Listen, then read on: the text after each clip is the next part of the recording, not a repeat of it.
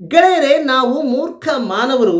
ಹುಟ್ಟುವಾಗ ನಾವೆಲ್ಲರೂ ವಿಶ್ವ ಮಾನವರಾಗಿಯೇ ಹುಟ್ಟಿದ ನಂತರ ನಾವು ಮಾಡುವ ಕೆಲಸಗಳು ಹಾಗೂ ನಮ್ಮ ವಿಚಾರಗಳು ಇವುಗಳು ನಿರ್ಧಾರ ಮಾಡುತ್ತೆ ಈ ಸಮಾಜದಲ್ಲಿ ನಾವು ಎಂಥ ವ್ಯಕ್ತಿಗಳು ಅನ್ನೋದನ್ನು ಮರೆತು ಕೆಲವು ಮೂರ್ಖರು ನಾನು ಈ ಜಾತಿಯಲ್ಲಿ ಹುಟ್ಟಿದ್ದೇನೆ ಅಥವಾ ನಾನು ಈ ಧರ್ಮದಲ್ಲಿ ಹುಟ್ಟಿದ್ದೇನೆ, ಹಾಗಾಗಿ ನಾನು ನನ್ನ ಬಗ್ಗೆ ತುಂಬ ಹೆಮ್ಮೆ ಪಡ್ತೇನೆ ಅಂದರೆ ಅವ್ರ ಬಗ್ಗೆ ಅವರೇ ಹೆಮ್ಮೆ ಪಡ್ಕೋತಾ ಅವ್ರನ್ನ ಅವರೇ ದೊಡ್ಡ ವ್ಯಕ್ತಿಗಳು ಅಂತ ಅಂದ್ಕೊಂಡು ಭ್ರಮೇಲಿ ಬದುಕ್ತಾ ಇರ್ತಾರೆ, ಮತ್ತು ಕೆಟ್ಟ ದಾರಿಯಲ್ಲಿ ಹೋಗ್ತಾ ಇರ್ತಾರೆ, ಕೆಟ್ಟ ಕೆಲಸಗಳನ್ನು ಮಾಡ್ತಾ ಇರ್ತಾರೆ. ಸೊ ಅಂಥವ್ರಿಗೆ ಎಷ್ಟು ಅದ್ಭುತವಾಗಿ ನಮ್ಮ ಸರ್ವಜ್ಞ ಅವರು ಒಂದು ಕಡೆ ಎಷ್ಟು ಅದ್ಭುತವಾಗಿ ಹೇಳ್ತಾರೆ ನೋಡಿ. ಮಾತೆಯಿಂ ಹಿತರಿಲ್ಲ, ಕೋತಿಯಿಂ ಮರುಳಿಲ್ಲ, ಜ್ಯೋತಿಯಿಂದಧಿಕ ಬೆಳಕಿಲ್ಲ, ದೈವವ ಜಾತ ನಿಂದಿಲ್ಲ ಸರ್ವಜ್ಞ. ಕಡೆ ಲೈನ್ ತುಂಬ ಮುಖ್ಯ ಸ್ನೇಹಿತರೆ, ಎಷ್ಟು ಅದ್ಭುತವಾಗಿ ಹೇಳ್ತಾರೆ ನೋಡಿ. ದೈವವ ಜಾತ ನಿಂದಿಲ್ಲ ಸರ್ವಜ್ಞ ಅಂತ ಹೇಳ್ತಾರೆ. ಅಂದರೆ ಇದರ ಅರ್ಥ ಇಷ್ಟೇ, ಮಾತೆಯಿಂ ಹಿತರಿಲ್ಲ ಅಂತಂದರೆ ತಾಯಿಗಿಂತ ಹೆಚ್ಚಿನ ಬಂಧುಗಳಿಲ್ಲ, ಕೋತಿಯಿಂ ಮರುಳಿಲ್ಲ ಅಂತಂದರೆ ಮಂಗನಿಗಿಂತ ಹೆಚ್ಚಿನ ಮೂರ್ಖರಿಲ್ಲ, ಹಾಗೂ ಜ್ಯೋತಿಗಿಂತ ಹೆಚ್ಚಿನ ಬೆಳಕು ಇಲ್ಲ. ಅಂದರೆ ಜ್ಯೋತಿಯಿಂದ ಅಧಿಕ ಬೆಳಕಿಲ್ಲ ಅಂತಂದರೆ ಜ್ಯೋತಿಗಿಂತ ಹೆಚ್ಚು ಬೆಳಕಿಲ್ಲ ಅಂತ ಹೇಳ್ತಾರೆ. ಅಂದರೆ ಇಲ್ಲಿ ಯಾಕೆ ಜ್ಯೋತಿಗಿಂತ ಹೆಚ್ಚು ಬೆಳಕು ಇಲ್ಲ ಅಂತ ಹೇಳ್ತಾರೆ ಅಂತಂದರೆ, ಬೆಳಕು ಅನ್ನೋದು ಇಲ್ಲಿ ಏನು ಅಂತ ಅರ್ಥ ಮಾಡ್ಕೋಬೇಕು ಅಂತಂದರೆ, ಬೆಳಕು ಅನ್ನೋದು ಇಲ್ಲಿ ಜ್ಞಾನದ ಸಂಕೇತವಾಗಿದೆ ಸ್ನೇಹಿತರೆ. ಅಂದರೆ ಬೆಳಕು ಅನ್ನೋದು ಜ್ಞಾನನೂ ಒಂಥರ ಬೆಳಕೆ ನಮ್ಮ ಜೀವನದಲ್ಲಿ. ಅಂದರೆ ಜ್ಞಾನ ನಾವು ನಮ್ಮ ಜೀವನದಲ್ಲಿ ನಾವು ಕತ್ತಲೆಯಿಂದ ಬೆಳಕಿಗೆ ಬರಬೇಕು ಅಂತಂದರೆ ಆ ಜ್ಞಾನನೇ ನಮಗೆ ಬಹಳ ಮುಖ್ಯ. ಸೊ ನಾಲೆಡ್ಜನ್ನು ಎಷ್ಟು ನಾವು ಗೇನ್ ಮಾಡ್ಕೋತೀವೋ ಅದರಿಂದ ನಾವು ನಮ್ಮ ಜೀವನದಲ್ಲಿ ಎತ್ತರದ ಸ್ಥಾನಕ್ಕೆ ಹೋಗ್ತಾ ಇರ್ಬೋದು ಅನ್ನೋದನ್ನ ಇಲ್ಲಿ ನಾವು ಅರ್ಥ ಮಾಡ್ಕೋಬೇಕು. ಅದನ್ನೇ ಅವ್ರು ಹೇಳಕ್ ಬರೋದು. ಸೊ ಅದರಂತೆಯೇ ಕಡೆಗೆ ಅವ್ರು ಏನು ಹೇಳ್ತಾರೆ, ದೈವವ ಜಾತ ನಿಂದಿಲ್ಲ ಸರ್ವಜ್ಞ ಅಂತ ಹೇಳ್ತಾರೆ. ಈ ಲೈನ್ ಬಹಳ ಮುಖ್ಯ ಸ್ನೇಹಿತರೆ. ಅಂದ್ರೆ ಅದರಂತೆಯೇ ದೇವರ ಅನುಭವ ಹುಟ್ಟಿನಿಂದ ಅಲ್ಲ ನಡತೆಯಿಂದ ಬರುತ್ತದೆ ಅಂತ ಹೇಳ್ತಾರೆ. ಇದನ್ನ ಯಾಕೆ ಹೇಳಿರ್ಬೋದು ಆಗಿನ ಕಾಲಘಟ್ಟದಲ್ಲಿ ಅಂತ ನಾನು ಹೇಳುವಂಥ ಅವಶ್ಯಕತೆನೇ ಇಲ್ಲ ಸ್ನೇಹಿತರೆ. ಯಾಕಂದರೆ ಕಾಲಕಾಲವಾಗಿ ದೇವರ ಹೆಸರಿನಲ್ಲಿ ಅಂದರೆ ನಾವು ದೇವರಿಗೆ ತುಂಬ ಹತ್ತಿರವಾಗಿದ್ದೀವಿ, ಅಂದರೆ ದೇವರಿಗೆ ನಾವು ತುಂಬ ಹತ್ತಿರವಾಗಿದ್ದೀವಿ. ಸೊ ಹಾಗಾಗಿ ನಾವು ಆ ಒಂದು ಪ್ರಿವಿಲೇಜ್ನ ಅಂದರೆ ಕೆಟ್ಟದಾಗಿ ಉಪಯೋಗಿಸ್ಕೋತೀವಿ ಅಂತ ಕೆಲವರು ಏನು ಮಾಡ್ತಾರೆ ಅಂತಂದರೆ, ಅಂದರೆ ಫಾರ್ ಎಕ್ಸಾಂಪಲ್ ಈಗ ಆಗಿನ ಕಾಲಘಟ್ಟದಲ್ಲಿ ಇದ್ದಂಥ ಒಂದು ಜಾತಿ ಪದ್ಧತಿ ಏನಿದೆ, ಬ್ರಾಹ್ಮಣರು, ವೈಶ್ಯರು, ಕ್ಷತ್ರಿಯರು, ಶೂದ್ರರು, ಈ ಥರ ಏನಿದ್ದು, ಸೊ ಇದರಲ್ಲಿ ಅಂದರೆ ಬ್ರಾಹ್ಮಣರು ಆಬ್ವಿಯಸ್ಲಿ ನಮ್ಮೆಲ್ಲರಿಗೂ ಗೊತ್ತೇ ಇದೆ, ಅವರು ದೇವಸ್ಥಾನದಲ್ಲಿ ದೇವರ ಪೂಜೆಯಲ್ಲಿ ಅವರು ತೊಡಗಿಸ್ಕೊಂಡಿರ್ತಾ ಇದ್ರು. ಸೊ ಅದರಲ್ಲಿ ಕೆಲವರು, ಎಲ್ಲರೂ ಅಲ್ಲ, ಕೆಲವರು ಅಂದರೆ ದೇವರ ಹೆಸರಿನಲ್ಲಿ ಎಷ್ಟೋ ಜನಕ್ಕೆ ಮೋಸ ಮಾಡುವಂಥದ್ದಾಗಿರ್ಬೋದು. ಸೊ ಈ ರೀತಿ ಅಂದರೆ ಕೆಲವು ಕೆಟ್ಟ ಕೆಲಸಗಳನ್ನು ಮಾಡ್ತಾ ಇದ್ರು. ಸೊ ಈ ರೀತಿ ಎಲ್ಲ ಮಾಡ್ತಾ ಇದ್ರಲ್ವಾ, ಅವ್ರಿಗೆ ಅಂದರೆ ಅವ್ರು ಹೇಗೆ ಸಮಾಜದಲ್ಲಿ ಗುರುತಿಸ್ಕೋತಾ ಇದ್ರು ಅಂತಂದರೆ, ಅಂದರೆ ಅವರು ಬ್ರಾಹ್ಮಣರು. ಸೊ ಬ್ರಾಹ್ಮಣರು ಅಂದರೆ ತುಂಬ ಅವರು ಶ್ರೇಷ್ಠ, ಅವ್ರು ತಪ್ಪೇ ಮಾಡಲ್ಲ, ಹೀಗೆ ಜನ ಅವರನ್ನು ನಂಬ್ತಾ ಇದ್ರು. ಅಂದರೆ ಅದರಲ್ಲಿ ಎಲ್ಲರೂ ಅಂದರೆ ಕೆಲವರು ಈ ರೀತಿ ಕೆಟ್ಟ ಕೆಲಸಗಳನ್ನು ಮಾಡ್ತಾ ಇದ್ರು. ಕೆಲವರು ಅದರಲ್ಲಿ ಅಂದರೆ ಎಷ್ಟೋ ಜನ ಒಳ್ಳೆ ರೀತಿಯಲ್ಲಿ ಅದನ್ನ ಬಹಳ ಶಿಸ್ತುಬದ್ಧವಾಗಿ ಅವರು ತುಂಬಾ ಡಿಸಿಪ್ಲೈನ್ಡ್ ಆಗು ಅವರು ಇರ್ತಾ ಇದ್ರು. ಸೊ ಭಕ್ತಿಯಿಂದ ದೇವರ ಪೂಜೆಯನ್ನ ಕರೆಕ್ಟ್ ಆಗಿ ಮಾಡ್ಕೊಂಡು ಹೋಗೋರು ಇರ್ತಾ ಇದ್ರು. ಅಟ್ ದ ಸೇಮ್ ಟೈಮ್ ಇದೇ ರೀತಿ ದೇವರ ಹೆಸರಿನಲ್ಲಿ ಮೋಸ ಮಾಡೋರು ಕೆಲವರು ಇದ್ರು. ಸೊ ಅಂತವರ ಮೈಂಡ್ ಸೆಟ್ ಈ ತರ, ಅಂದ್ರೆ ನಾನು ಬ್ರಾಹ್ಮಣನಾಗಿ ಹುಟ್ಟಿದ್ದೇನೆ, ಹಾಗಾಗಿ ನಾನು ದೇವರಿಗೆ ತುಂಬಾ ಹತ್ರ, ಸೊ ಒಂಥರ ನಾನೇ ಜ್ಞಾನಿ, ಈ ರೀತಿಯಾದಂಥ ಒಂದು ಅಹಂಕಾರದಲ್ಲಿ ಇರ್ತಾ ಇದ್ರು. ಅವರು ಕೆಟ್ಟ ಕೆಲಸಗಳನ್ನೆಲ್ಲ ಮಾಡ್ತಾ ಇದ್ರು. ಸೊ ಅಂಥವ್ರಿಗೆ ನಮ್ಮ ಸರ್ವಜ್ಞ ಅವರು ಇಲ್ಲಿ ಹೇಳೋದು ಸ್ನೇಹಿತರೆ. ಸೊ ಆ ರೀತಿ ನಾವು ಅರ್ಥ ಮಾಡ್ಕೋಬೇಕು. ಸೊ ಇನ್ನೊಂದ್ಸರ್ತಿ ಹೇಳ್ತೀನಿ ಕೇಳಿ. ಮಾತೆಯಿಂ ಹಿತರಿಲ್ಲ, ಕೋತಿಯಿಂ ಮರುಳಿಲ್ಲ, ಜ್ಯೋತಿಯಿಂದಧಿಕ ಬೆಳಕಿಲ್ಲ, ದೈವವ ಜಾತ ನಿಂದಿಲ್ಲ ಸರ್ವಜ್ಞ ಅಂತ ಹೇಳ್ತಾರೆ.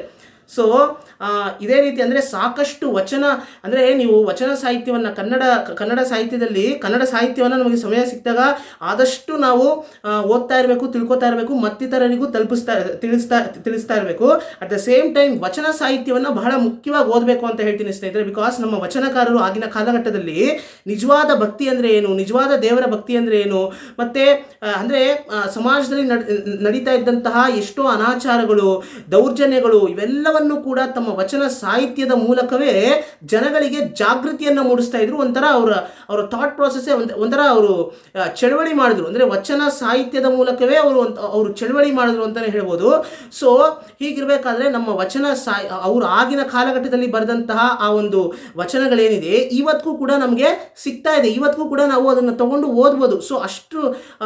ಸೊ ಹಾಗಿರ್ಬೇಕಾದ್ರೆ ನಮಗೆ ಅದು ಅದೃಷ್ಟ, ನಮ್ಗೆ ಇವತ್ತಿಗೂ ಕೂಡ ನಾವು ಓದ್ಬೋದು ಅನ್ನೋದೇ ಅದೃಷ್ಟ ಅಲ್ವಾ. ಸೊ ನಮಗೆ ಸಮಯ ಸಿಕ್ಕಿದಾಗ ಆದಷ್ಟು ವಚನಕಾರರು ಹೇಳಿರ್ತಕ್ಕಂಥ ಮಾತುಗಳನ್ನು ಮತ್ತು ಅವ್ರು ಬರೆದಿರ್ತಕ್ಕಂಥ ವಚನಗಳೇನಿದೆ ಅವುಗಳನ್ನು ನಮಗೆ ಸಮಯ ಸಿಕ್ಕಿದಾಗ ಓದಬೇಕು, ತಿಳ್ಕೋಬೇಕು, ಮತ್ತು ಅದನ್ನು ಮತ್ತಿತರರಿಗೂ ತಿಳಿಸೋವಂಥ ಪ್ರಯತ್ನ ಮಾಡೋಣ ಅಂತ ಹೇಳ್ತಾ, ಮತ್ತು ಒಂದು ಸ್ಮಾಲ್ ಪ್ರಮೋಷನ್ನು ಅಂದರೆ ಈ ಅಣ್ಣನ ನೆನಪು ಪುಸ್ತಕವನ್ನು, ಅಂದರೆ ಈ ಪುಸ್ತಕದ ಬಗ್ಗೆ ಸಾಕಷ್ಟು ಜನ ಕೇಳಿರ್ತೀರಿ. ಸೊ ಈ ಪುಸ್ತಕದಲ್ಲಿ ನಮ್ಮ ತೇಜಸ್ವಿ ಅವರು ಅವರ ತಂದೆ ಕುವೆಂಪು ಅವ್ರ ಬಗ್ಗೆ ತೇಜಸ್ವಿ ಅವರು ಬರೀತಾರೆ. ಅಂದರೆ ತೇಜಸ್ವಿ ಅವರ ಬಾಲ್ಯದಿಂದ ಕುವೆಂಪು ಅವ್ರ ಜೊತೆಗೆ ಅವರ ಒಡನಾಟ ಹೇಗಿತ್ತು, ಮತ್ತು ಕುವೆಂಪು ಅವರು ದೈನಂದಿನ ಜೀವನದಲ್ಲಿ ಹೇಗಿರ್ತಾ ಇದ್ರು, ಮತ್ತು ಕುವೆಂಪು ಅಂತಂದರೆ ನಮಗೆ ಅವರ ಕಾದಂಬರಿಗಳು, ಅಂದರೆ ಅವರ ಮಲೆಗಳಲ್ಲಿ ಮದುಮಗಳು, ಮತ್ತು ಅವ್ರು ಬರೆದಂಥ ಅಂದರೆ ಕಾನೂರು ಹೆಗ್ಗಡತಿ, ಸೊ ಹೀಗೆ ಸಾಕಷ್ಟು ಕಾದಂಬರಿಗಳಾಗಿರ್ಬೋದು, ಮತ್ತು ಅವರ ವಿಚಾರಗಳು, ರೆವಲ್ಯೂಷನರಿ ಥಾಟ್ಸು, ಸೊ ಇವೆಲ್ಲ ನಾವು ಓದಿರ್ತೀವಿ. ಆದರೆ ನಮಗೆ ಕುವೆಂಪು ಅವರು ಅಂತ ಹೇಳಿದ ತಕ್ಷಣ ಅವರು ತುಂಬ ಗಂಭೀರವಾಗಿರ್ತಾರೇನೋ, ತುಂಬ ಸೀರಿಯಸ್ ಆದಂಥ ವ್ಯಕ್ತಿ ಏನೋ ಅಂತ ನಾವು ಅಂದ್ಕೊಂಡಿರ್ತೀವಿ. ಆದರೆ ಕುವೆಂಪು ಅವರಲ್ಲೂ ಕೂಡ ಅಂದರೆ ಆ ಒಂದು ಮಗುತನ ಇದೆ, ಏನಂತಾರೆ ಒಂದು ಹಾಸ್ಯತನ ಇತ್ತು. ಅವರು ಕೂಡ ಹಾಸ್ಯ ಮಾಡ್ತಾ ಇದ್ರು. ಅವರು ಕೂಡ ಅಂದರೆ ಅವ್ರಿಗೂ ಕೂಡ ಮೀನು ಹಿಡಿಯೋದು ಅಂತಂದರೆ ಅವ್ರಿಗೂ ಕೂಡ ಇಷ್ಟ ಇತ್ತು. ಅಂದರೆ ತೇಜಸ್ವಿ ಅವ್ರಿಗೆ ಮೀನು ಹಿಡಿಯೋದು ಅಂತಂದರೆ ಬಹಳ ಇಷ್ಟ ಇತ್ತು. ಸೊ ಆ ಮೀನು ಹಿಡಿಯೋದು ಕುವೆಂಪು ಅವ್ರಿಗೂ ಕೂಡ ಬಹಳ ಇಷ್ಟ ಇತ್ತು ಅನ್ನೋದನ್ನೆಲ್ಲ ಈ ಅಣ್ಣನ ನೆನಪು ಪುಸ್ತಕದಲ್ಲಿ ಅವರು ನಮ್ಮ ತೇಜಸ್ವಿ ಅವರು ಹೇಳ್ತಾ ಹೋಗ್ತಾರೆ. ಮತ್ತು ಇದೊಂಥರ ಬಯೋಗ್ರಫಿ ಅಂತ ಹೇಳೋದಕ್ಕೆ ಸಾಧ್ಯನೇ ಇಲ್ಲ.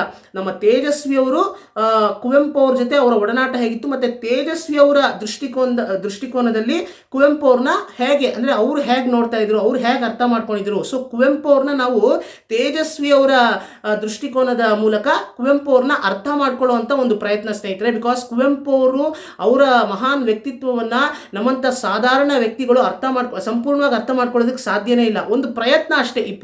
ಈ ಪುಸ್ತಕವನ್ನು ಓದೋದ್ರಿಂದ ಕುವೆಂಪು ಅವ್ರನ್ನ ಅರ್ಥ ಮಾಡ್ಕೊಳ್ಳೋದಕ್ಕೆ ಒಂದು ಪ್ರಯತ್ನ ಅಷ್ಟೇ. ಸೊ ಹೀಗೆ ಇದನ್ನು ಅಂದರೆ ತೇಜಸ್ವಿ ಅವರು ಒಂದು ಕಡೆ ಹೇಳ್ತಾರೆ, ಅಣ್ಣ ಅಷ್ಟೊಂದು ಅಂದರೆ ಸಾಮಾನ್ಯವಾಗಿ ಅಂದರೆ ನಾವು ಕಂಪ್ಲೀಟಾಗಿ ನಾವು ಅರ್ಥ ಮಾಡ್ಕೊಳ್ಳೋದಕ್ಕೆ ಸಾಧ್ಯ ಇಲ್ಲ, ಆ ರೀತಿ ಇಲ್ಲಿ ತೇಜಸ್ವಿ ಅವರೇ ಒಂದು ಕಡೆ ಹೇಳ್ತಾರೆ. ಸೊ ಈ ಪುಸ್ತಕವನ್ನು ನೀವು ಕೂಡ ಓದೋ ರೀತಿ ಆಗಲಿ ಅನ್ನೋ ಒಂದು ಉದ್ದೇಶಕ್ಕೋಸ್ಕರ ಈ ಪುಸ್ತಕದಲ್ಲಿರ್ತಕ್ಕಂತಹ ಕೆಲವು ಸ್ವಾರಸ್ಯವಾದಂಥ ವಿಷಯಗಳನ್ನು ಮಾತ್ರ ಸೆಲೆಕ್ಟ್ ಮಾಡಿ ಅದನ್ನು ಎಪಿಸೋಡ್ಗಳ ಮುಖಾಂತರ ಪಾಡ್ಕಾಸ್ಟ್ ಥರ ಇದೇ ಯೂಟ್ಯೂಬ್ ಚಾನಲಲ್ಲಿ ನಾನು ಅಪ್ಲೋಡ್ ಮಾಡಿದ್ದೇನೆ. ಸೊ ಆ ಎಲ್ಲ ಎಪಿಸೋಡ್ಗಳ ಪ್ಲೇಲಿಸ್ಟ್ ಲಿಂಕನ್ನು ಇದೇ ವಿಡಿಯೋ ಡಿಸ್ಕ್ರಿಪ್ಷನಲ್ಲಿ ಕೊಡಲಾಗಿದೆ. ಅಣ್ಣನ ನೆನಪು ಆಲ್ ಎಪಿಸೋಡ್ಸ್ ಪ್ಲೇಲಿಸ್ಟ್ ಲಿಂಕ್ ಅಂತ ಒಂದು ಲಿಂಕನ್ನು ಇದೇ ವಿಡಿಯೋ ಡಿಸ್ಕ್ರಿಪ್ಷನಲ್ಲಿ ಕೊಡಲಾಗಿದೆ. ದಯವಿಟ್ಟು ಆ ಲಿಂಕನ್ನು ನೀವು ಪ್ರೆಸ್ ಮಾಡಿದ್ರೆ ಈ ಅಣ್ಣನ ನೆನಪು ಪುಸ್ತಕಕ್ಕೆ ಸಂಬಂಧಪಟ್ಟಂತಹ ಎಲ್ಲ ಎಪಿಸೋಡ್ಸು ಫಸ್ಟ್ ಎಪಿಸೋಡಿಂದ ಶುರು ಆಗುತ್ತೆ. ನೀವು ಎಲ್ಲ ಎಪಿಸೋಡ್ಗಳನ್ನು ಕೇಳಿದ ನಂತರ ನಿಮ್ಮಲ್ಲೂ ಕೂಡ ಈ ಪುಸ್ತಕವನ್ನು ನಿಮ್ಮೊಳಗೂ ಕೂಡ ಅನಿಸುತ್ತೆ, ಈ ಪುಸ್ತಕವನ್ನು ನಾವು ಕೂಡ ಕೊಂಡ್ಕೊಂಡು ಪೂರ್ತಿಯಾಗಿ ಓದಬೇಕಲ್ಲ ಅಂತ ನಿಮಗೂ ಕೂಡ ಅನಿಸ್ಲಿ, ನಿಮಗೂ ಕೂಡ ಆ ಒಂದು ಮೋಟಿವೇಶನ್ ಬರಲಿ, ನಿಮಗೂ ಕೂಡ ಆಸೆ ಬರಲಿ ಈ ಪುಸ್ತಕವನ್ನು ಓದೋದಕ್ಕೆ ಅನ್ನೋ ಒಂದು ಉದ್ದೇಶಕ್ಕೋಸ್ಕರನೇ ನಾನು ಈ ಪುಸ್ತಕವನ್ನು ಪಾಡ್ಕಾಸ್ಟ್ ರೀತಿಯಲ್ಲಿ ನಾನು ಎಪಿಸೋಡ್ಗಳ ಮುಖಾಂತರ ಅಪ್ಲೋಡ್ ಮಾಡಿರೋದು. ಸೊ ಹಾಗಾಗಿ ಇನ್ನೂ ಯಾರಾದರೂ ಈ ಒಂದು ಪಾಡ್ಕಾಸ್ಟನ್ನು ಕೇಳೋದಕ್ಕೆ ಶುರು ಮಾಡಿಲ್ಲ ಅಂತಂದರೆ ದಯವಿಟ್ಟು ಕೇಳೋದಕ್ಕೆ ಶುರು ಮಾಡಿ. ಲಿಂಕನ್ನು ಡಿಸ್ಕ್ರಿಪ್ಷನಲ್ಲಿ ಕೊಡಲಾಗಿದೆ, ಅಣ್ಣನ ನೆನಪು ಆಲ್ ಎಪಿಸೋಡ್ಸ್ ಪ್ಲೇಲಿಸ್ಟ್ ಲಿಂಕ್ ಅಂತ. ಮತ್ತೆ ಸ್ನೇಹಿತರೆ, ಈ ಪುಸ್ತಕದ ಹಿಂದ್ಗಡೆನೆ ಹೇಳ್ತಾರೆ, ಅಂದರೆ ಈ ಪುಸ್ತಕವನ್ನು ಪಬ್ಲಿಷ್ ಮಾಡಿದವರೇ ಹೇಳ್ತಾರೆ, ಅಣ್ಣನ ನೆನಪು ಕೃತಿ ಒಂದರ್ಥದಲ್ಲಿ ತೇಜಸ್ವಿಯವರು ಹುಟ್ಟಿದಲ್ಲಿಂದ ಇಲ್ಲಿಯವರೆಗಿನ ಕುವೆಂಪುರವರ ಕತೆ ಅಥವಾ ಅವರ ಜೀವನದ ಹಲವು ಮಹತ್ವದ ಅಧ್ಯಾಯಗಳು, ಹಾಗೆಯೇ ಇದು ತೇಜಸ್ವಿಯವರ ಆತ್ಮಕಥೆಯ ಹಲವು ಅಧ್ಯಾಯಗಳೆಂದು ಹೇಳಬಹುದು ಅಂತ ಹೇಳ್ತಾರೆ. ಮತ್ತೆ ಕುವೆಂಪು ಕನ್ನಡ ಸಂಸ್ಕೃತಿ ಚರಿತ್ರೆಯಲ್ಲಿ ವಹಿಸಿದ ಮಹತ್ವಪೂರ್ಣ ಪಾತ್ರದಿಂದಾಗಿ ಇವು ಕನ್ನಡ ಸಂಸ್ಕೃತಿ ಚರಿತ್ರೆಯ ಬಹುಮುಖ್ಯ ಅಧ್ಯಾಯಗಳು ಆಗಿವೆ. ಆದರೆ ಇದೆಲ್ಲವನ್ನು ಮರೆತು ನಾವು ಓದಿದರೆ ಇದೊಂದು ಅತಿ ಸುಂದರ ಕಾದಂಬರಿಯಂತಹ ಕಲಾಕೃತಿ ಅಂತ ಹೇಳ್ತಾರೆ. ಮತ್ತು ಇದರಲ್ಲಿ ಚಿತ್ರಿತವಾಗಿರುವ ಕುವೆಂಪುರವರ ವ್ಯಕ್ತಿತ್ವ ಮತ್ತು ಅವರ ಸುತ್ತ ಅರಳಿರುವ ಅನೇಕ ಪಾತ್ರಗಳು ಕನ್ನಡ ಸಾಹಿತ್ಯದಲ್ಲಿನ ಅನನ್ಯ ಮತ್ತು ಅಸಾಧಾರಣ ದಾಖಲೆ ಅಂತ ಹೇಳ್ತಾರೆ. ಅಂದರೆ ಇದನ್ನು ಬುಕ್ಕನ್ನ ಫಸ್ಟ್ ಟೈಮು ತಗೊಂಡು ಇದನ್ನು ಮಾತ್ರ ಓದಬೇಕಾದ್ರೆ ನನಗೆ ಇನ್ನೂ ಕ್ಯೂರಿಯಾಸಿಟಿ, ತುಂಬ ಕುತೂಹಲ ಜಾಸ್ತಿ ಆಯಿತು. ಕೂಡಲೇ ತೆಗೆದು ಓದೋದಕ್ಕೆ ಶುರು ಮಾಡಿದೆ. ಅಷ್ಟು ಅದ್ಭುತವಾಗಿತ್ತು ಸ್ನೇಹಿತರೆ. ಎಷ್ಟೋ ಅಂದರೆ ಕೆಲವು ಸೂಕ್ಷ್ಮವಾದಂಥ ವಿಚಾರಗಳನ್ನೆಲ್ಲ ಇಲ್ಲಿ ಅಷ್ಟು ಸಿಂಪಲಾಗಿ ಅವರು ಒಂಥರ ತುಂಬ ಸೀರಿಯಸ್ ಆಗು ಹೇಳಿದೆ, ಬಹಳ ಸಿಂಪಲಾಗಿ ಹೇಳ್ತಾ, ಅಂದರೆ ಯಾವುದೋ ವಿಷಯವನ್ನು ಹಾಸ್ಯವಾಗಿ ಹೇಳ್ತಾನೆ, ಎಷ್ಟೋ ಸೂಕ್ಷ್ಮವಾದ ವಿಚಾರಗಳನ್ನೆಲ್ಲ ಇಲ್ಲಿ ಹೇಳ್ತಾ ಹೋಗ್ಬಿಡ್ತಾರೆ ಸ್ನೇಹಿತರೆ ನಮ್ಮ ತೇಜಸ್ವಿಯವರು. ಸೊ ಹಾಗಾಗಿ ಮಿಸ್ ಮಾಡದೆ ಈ ಪುಸ್ತಕವನ್ನ ಕೊಂಡ್ಕೊಂಡು ಸಮಯ ಸಿಕ್ತಾಗ ಈ ಪುಸ್ತಕವನ್ನ ಓದೋದಕ್ಕೆ ಪ್ರಯತ್ನ ಮಾಡಿ ಸ್ನೇಹಿತರೆ. ಸೊ ಮಿಸ್ ಮಾಡದೆ ಈ ಅಣ್ಣನ ನೆನಪು ಪುಸ್ತಕಕ್ಕೆ ಸಂಬಂಧಪಟ್ಟಂತಹ ಎಲ್ಲಾ ಎಪಿಸೋಡ್ಗಳ ಪ್ಲೇಲಿಸ್ಟ್ ಲಿಂಕ್ ಅನ್ನ ಇದೇ ವಿಡಿಯೋ ಡಿಸ್ಕ್ರಿಪ್ಷನ್ ಅಲ್ಲಿ ಕೊಡಲಾಗಿದೆ. ಆ ಲಿಂಕ್ ಅನ್ನ ಬಟನನ್ನು ನೀವು ಪ್ರೆಸ್ ಮಾಡಿದ್ರೆ ಎಲ್ಲ ಎಪಿಸೋಡ್ಗಳು ಅಂದರೆ ಮೊದಲನೇ ಎಪಿಸೋಡಿಂದ ಶುರುವಾಗುತ್ತೆ. ಎಲ್ಲ ಎಪಿಸೋಡ್ಗಳನ್ನು ಕೇಳಿದ ನಂತರ ನೀವು ಕೂಡ ಈ ಪುಸ್ತಕವನ್ನು ಪರ್ಚೇಸ್ ಮಾಡಿ ಓದಿ ಅಂತ ಹೇಳ್ತಾ, ಇದೇ ರೀತಿ ಒಳ್ಳೊಳ್ಳೆ ವಿಷಯಗಳನ್ನು ಮಾತಾಡೋಣ. ಪಾಸಿಟಿವ್ ಆಗಿರಿ, ಕಂಟಿನ್ಯೂಸ್ಲಿ ನಾಲೆಜನ್ನು ಗೇನ್ ಮಾಡ್ತಾ ಇರಿ ಅಂತ ಹೇಳ್ತಾ ಎಲ್ರಿಗೂ ನಮಸ್ಕಾರ ಸ್ನೇಹಿತರೆ.